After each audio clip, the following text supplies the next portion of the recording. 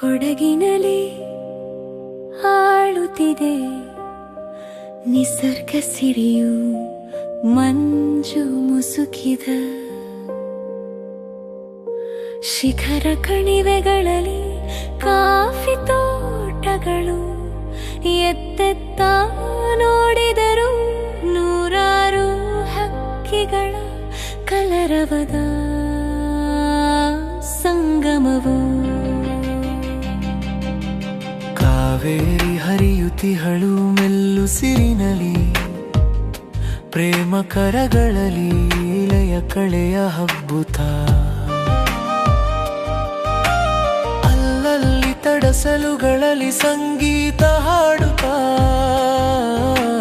ಮಾರ್ದನಿಸಿತಿಹುದು ಕೈ ಬೀಸಿ ಕರೆಯುತ್ತ.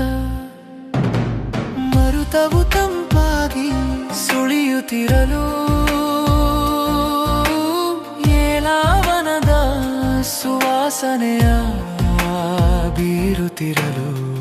ಕೊಡವರು ಶುದ್ಧ ಮನದಿ ನಗುತ್ತಾ ಕರೆಯಲು, ಮನವು ನಮ್ಮದಾಗುವುದು ಪ್ರಶಾಂತ.